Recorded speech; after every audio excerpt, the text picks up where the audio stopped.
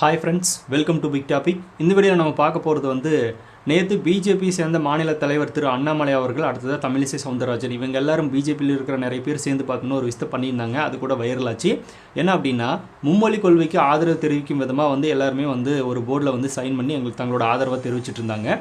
So இருமொழி கொள்கை தான் தமிழ்நாட்டில் வேணும் அப்படின்னு தான் நிறைய பேர் தமிழ்நாட்டில் சொல்லிட்டு இருக்காங்க. இவங்க மும்மொழி கொள்கை கொண்டு வந்தே ஆகணும் அப்படின்ற மாதிரி ஒரு ஸ்டாண்டர்டில் இருக்கிறாங்க பிஜேபி சேர்ந்த நபர்கள். ஸோ அதுக்கு தான் அவங்க சைடு ஒரு சில விஷயங்களை பண்ணியிருந்தாங்க. இடையில பார்த்தோன்னா திரு சரத்குமார் அவர்கள் இப்போதைக்கு பிஜேபியில் தான் இருக்கார். சமத்துவ கட்சி தலைவர் சரத்குமார் அவர்களும் பார்த்தோன்னா ஒரு அறிக்கை ஒன்று வெளியிட்டிருந்தார்.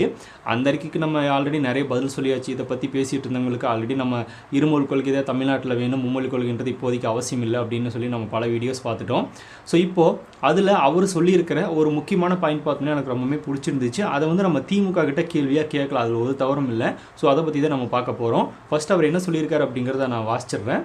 அதில் அவர் சொல்லியிருக்கிற முக்கியமான பாயிண்ட் என்ன அப்படின்னா, தமிழ்நாட்டில் இயங்கும் பல தனியார் பள்ளிகள் சிபிஎஸ் பள்ளிகளில் தாய்மொழி கட்டாய பாடமாக இல்லை. தனியார் பள்ளிகளில் படிக்கும் மாணவர்களின் எண்ணிக்கை அரசு பள்ளிகளில் படிக்கும் மாணவர்களின் எண்ணிக்கையை விட அதிகமாக உள்ளது. இப்படியே தனியார் பள்ளிகளில் மாணவர் சேர்க்கை அதிகப்படுத்தி அரசு பள்ளிகளை மூட வேண்டும் என நினைக்கிறீர்களா? அரசு பள்ளியின் தரம் உயர்த்த அரசு என்ன முயற்சி எடுத்தது அப்படின்ற மாதிரி ஒரு கேள்வி முன் வச்சிருக்காரு.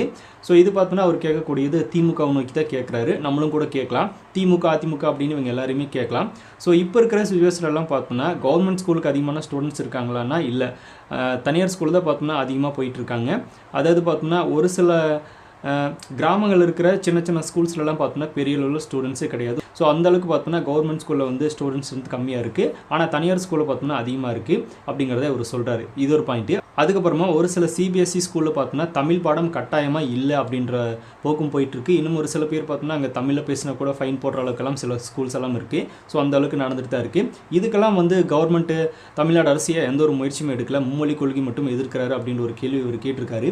ஸோ மும்மொழி கொள்கையோ தூக்கி ஒரு வாரமாக வச்சிடலாம், அது நம்மளுக்கு பிரச்சனை இல்லை. ஸோ இவர் கேட்டிருக்கிற மாதிரி திமுக அரசாங்கமோ இல்லை அதிமுக அரசாங்கமோ ரெண்டுமே ஆட்சி செய்யும்போது ஏன் இதை பற்றி பெரிய அளவில் கண்டுக்கல அப்படின்ற ஒரு கேள்வி நம்மளுக்கு ரொம்ப நாளாக இருந்துட்டு தான் வருது. ஸோ அரசு பள்ளிகளில் பார்த்தோன்னா ஸ்டூடெண்ட் ஸ்ட்ரென்த்துங்கிறது கம்மியாகிறதுக்கு என்ன காரணம்? இப்போ தனியார் ஸ்கூலில் பார்த்தோன்னா படித்தோம் அப்படின்னா நல்லா மார்க் எடுக்கலாம், அதுக்கப்புறமா நல்லா இங்கிலீஷ் பேசலாம், நல்ல இடத்துல வேலை கிடைக்கும், வெளிநாட்டுக்கு போகலாம் அப்படின்ற மாதிரி ஒரு மைண்ட் செட்டை கிரியேட் பண்ணி வச்சுருக்காங்க.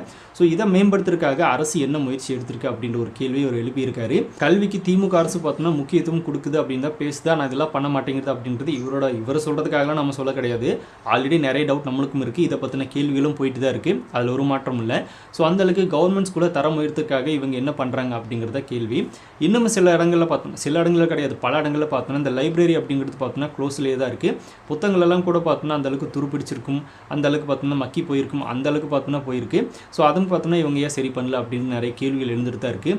இவங்க ஒவ்வொரு பஸ் ஸ்டாண்ட்லேயும் ஒவ்வொரு மாவட்டத்துலையும் பார்த்தோன்னா லைப்ரரி திறக்கிறாங்க. ஆனால் கவர்மெண்ட் கிராமப்புற நூலகங்கள் அப்படிங்கிறது பார்த்தோன்னா அந்தளவுக்கு பழையபடி பார்த்தோன்னா அழுக்கடிஞ்சு தான் கிடக்கு. அதை சரி பண்ணுறதுக்கு இவங்க என்ன பண்ணாங்க அப்படிங்கிறது தெரியல. ஸோ கவர்மெண்ட் பார்த்தோன்னா டாஸ்மாக்குள்ளே மக்கள் போகிறதுக்கு நிறைய வழிவகைகள் பண்ணுது. அதே மாதிரி லைப்ரரிக்குள்ளே வரக்கும் பள்ளிகளுக்குள்ளே போகிறக்கும் பார்த்தோன்னா இந்த திமுக அரசு என்ன நடவடிக்கை எடுத்திருக்கு அப்படின்றத நம்மளோட கேள்வி. அப்படி இருந்துச்சு அப்படின்னா தனியார் பள்ளிகளை விட கவர்மெண்ட் ஸ்கூலில் தானே பார்த்தோன்னா அதிகமான ஸ்டூடெண்ட்ஸ் இருந்திருக்கணும், அவங்க ஏன் இல்லை அப்படிங்கிறது. இன்னும் சில இடங்களெல்லாம் பார்த்தோன்னா தனியார் ஸ்கூல் அரசு பள்ளிகளில் பார்த்தோன்னா ஸ்டூடெண்ட்ஸும் சரியாக நடத்தாத பார்த்தோன்னா டீச்சர்ஸும் இருக்காங்க அப்படின்ற கேள்வியும் வந்துட்டு தான் இருக்குது.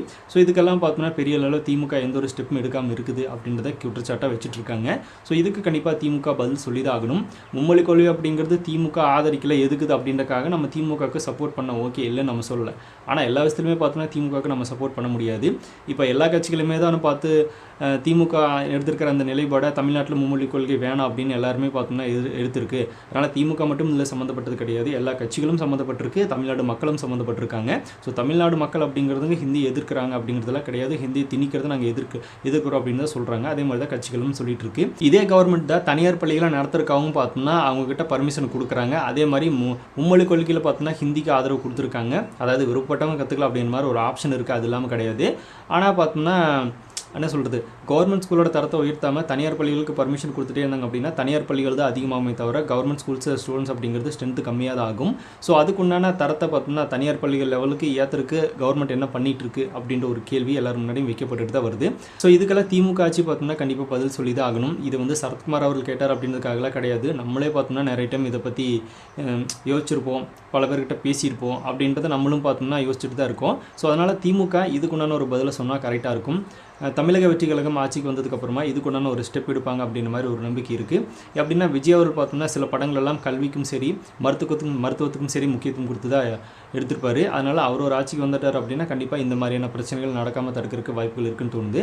பட் அதுக்குண்டான ஒரு திட்டம் தெளிவாக வேணும். அதை என்ன பண்ண போகிறாங்க அப்படிங்கிறத பொறுத்திருந்து பார்க்கலாம்.